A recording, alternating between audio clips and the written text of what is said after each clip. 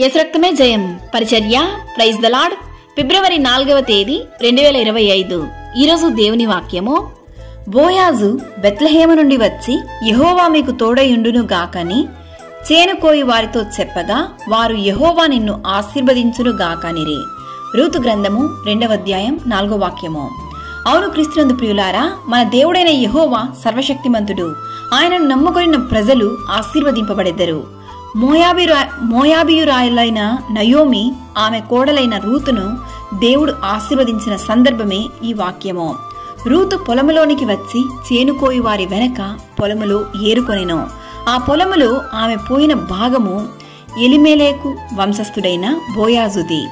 రూతును బోయాజు కనికరించెను. యెహోవా నీవు చేసిన దానికి ప్రతిఫలమిచ్చును. ఇశ్రాయేలు దేవుడైన యెహోవా రెక్కల క్రింద సురక్షితముగా నుండునట్లు నీవు వచ్చితివి. ఆయన నీకు సంపూర్ణమైన బహుమానమునిచ్చునని ఆమెకు ఉత్తరమిచ్చెను.